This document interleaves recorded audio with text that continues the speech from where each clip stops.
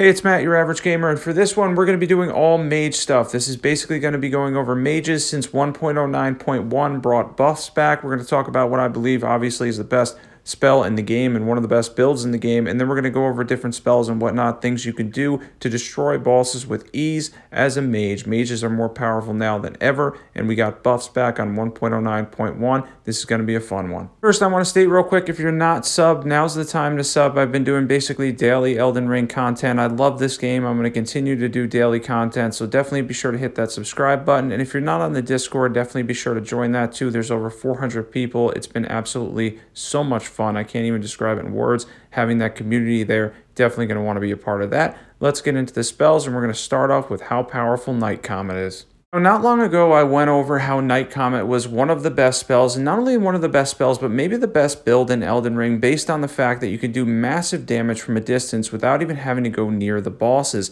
But unfortunately, a bug in 1.09 removed the ability for us to do buffs. However, in 1.09.1, that is back in action, and I want to show off something here real quick, as you're going to see on these Gatefront soldiers.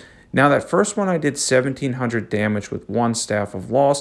With the second Staff of Loss here, no buffs at all on either, we do 2200. A lot of people were asking me if the buff was active, if they were getting the 60% or not. It's always giving you that 60%. That was never bugged. Let's continue on with this build. Now, occasionally I'm going to throw in little tips and tricks and stuff like that, and I've been showing where to get some of the larval tears, because I know a lot of people that are trying my different builds are running out of larval tears. If you didn't know where this one is, it's disguised as a crawfish in the area of the lakes, and it's very, very easy to get. This is actually one of the easier ones for me to get. After you obviously kill him in the first version, he will turn into a grafted scion, at which you defeat him, and you get the larval tear right here. Larval tear, sorry, and it's just an easy one to get, so I figured I'd show that. And real quick, we're going to go over buffs and Night Comet. And I'm going to leave the entire buff system up to that video, because that video describes it better, and it is a long buff system. I'm going to explain it as quick as I can here, though. You're going to bring your HP down, and then you're going to proc the Black Dumpling as the last thing you do for an extra 10%. We're going to be poison procking using Terra Magica, and then, of course, we're going to be using Golden Vow and Howl Shabriri for an additional 40% as well. The entire order is in that video. You'll be able to see it there to how to get massive damage. And since that build is back in action, it is an incredibly powerful build. It's going to make your life a lot easier if you're a mage. If you're stuck on any boss, aside from Elden Beast and Renala, who has high magic resistance, pretty much all of the bosses in the game can absolutely be obliterated by Night Comet before they even get to you. As you can see here, we're on New Game Plus 7, and it's not even somewhat of a challenge, and the range on it is ridiculous too. It also can't be seen or dodged.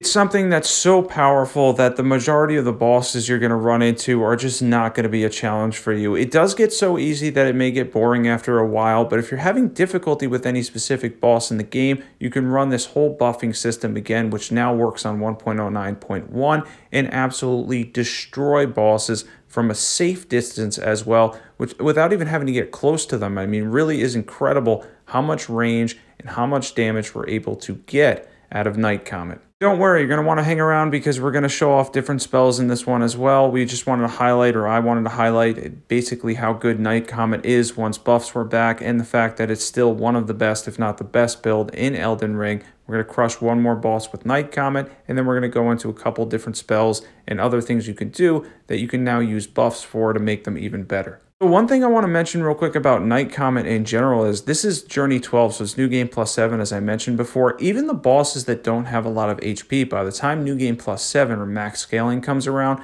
they've got a lot of HP. Even the ones that are typically glass cannons are basically now tank cannons. It becomes a game of a lot of HP for a lot of the bosses, and since I'm on console and always moving forward, I mainly play on New Game Plus 7 now. With that being said, even the Draconic Tree Sentinel here, who has a substantial amount more HP, he goes down very, very quickly at a Night Comet. It doesn't matter how much resistance or anything like that, unless it's like 80 like Renala, they're just going to vanish and disappear really quick, because Night Comet is just that powerful. Now, enough hype over Night Comet. You guys already know how good it is. Let's talk about some of the other spells I like to use. Adula's Moonblade can be buffed a ton too. It's my bread and butter. I use it for a lot of mobs, but you can also use it to destroy bosses as well, simply for the fact that you get the frost buildup while also doing a substantial amount of magic damage and in general, it's just quite powerful. A Duelist Moonblade is definitely something that you're going to want in your toolkit as a mage. Something I use very frequently on this character. This is my level 200 character, by the way. I really like having the extra levels for the mage simply for buffing and whatnot. And I know a lot of you guys do PvE. Actually, polling you guys recently, more than half of you are currently playing over level 200, so that's pretty crazy. I do most of the builds at 150,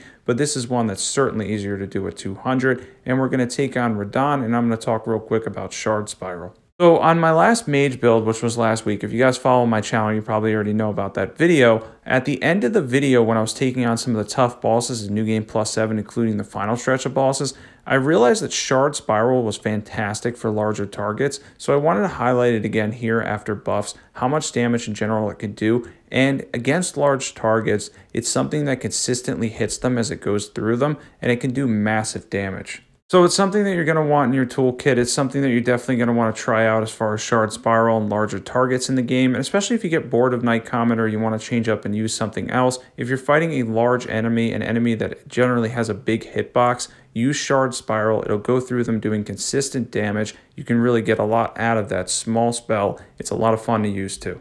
Then I want to show off that with this same build, you can basically use Comet Azur for massive destruction too, because you can buff that with Golden Vow and Howl Shabriri too. And then of course it doesn't really need all those buffs, but if you want to use them, you can do even more damage with Comet Azur and take advantage of that. I'm going to have my setup stats, everything that you need to know here in a short bit. But as you can see here, Comet Azur can be boosted to extreme levels now again too, since 1.09.1 brought our buffs back. And as far as Comet Azur goes, obviously it's really fun to wipe bosses off the map entirely. And then for my sidearm, if you take the Godfrey Icon and you replace it with the Shard of Alexander, you can use something like the Wing of Astel and take advantage of that awesome Ash of War, unique Ash of War that it has, which is obviously boosted by Terra Magica because it's pure magic damage, and it's a really fun sidearm too. You can also use the Dark Moon Greatsword or Death's Poker or Death Ritual Spear. All of them scale really well with your intelligence stat directly, and without further ado, let's get into equipment. For equipment, we have Lusat Staff for our main spells. We have the Wing of Astel, 2 Staves of Loss for the Night Comet build, Jellyfish Shield to go with Lusat's, any seal will do. We had the Black Dumpling and Spellblade set on, Graven Mask Talisman, Ritual Swords Talisman, Godfrey Icon, Magic Scorpion Charm, and then we have the Magic tier, and then the Bubble tier, or you can throw in something like the Faith tier if you need it, or the Infinite FP tier if you're doing the whole Comet Azur bit. Obviously, you're going to want the 15 seconds of pure Comet Azur, and for stats here, you're just going to go as high intelligence as you possibly can. If you're doing the Night Comet build and you want it around 150, you can go for 60 intelligence and then 33 Faith to do all your buffs. You can even use the Faith tier to save you about 10 levels, roughly 10 levels, so that can help too, and you can probably make it around 150. But again, this is a build where it's a lot easier to do at 200, and you give yourself a lot more versatility as well. So for basic buffs here, we're not doing anything too crazy. This is just how I buff the magic stuff in general if you're using faith buffs. First things first, you're going to want to drink your tier. If it's the Infinite FP tier, you're going to want to do that later on. And then you're going to use Golden Vow because it's long lasting. Then we can use Howl Shabriri. And then depending on what you do next is dependent on what you're using. If you're using the Night Comet build, you can go into Terra Magica and use Night Comet. If you're not, then the Jellyfish Shield and whatever spell you are using. I know that was a lot to get through, a lot to go through, but there's a lot going on for mages again since you're able to do buffs and you can buff up all different kinds of spells to make your mage as powerful as you possibly want, making the game very, very easy and maybe even a lot of fun for you if you really like buffing stuff. If you're not on the Discord, definitely be sure to join that. There's over 400 people. It's awesome. You're going to want to join that community. I started a Patreon if you wanted to support the channel even further. That's in the link below. And if you're not subbed and you love overpowered PvE builds, be sure to check out all the awesome builds that are on my channel. There's like an entire library of builds there now. Thanks for watching. As always, I will catch you guys there.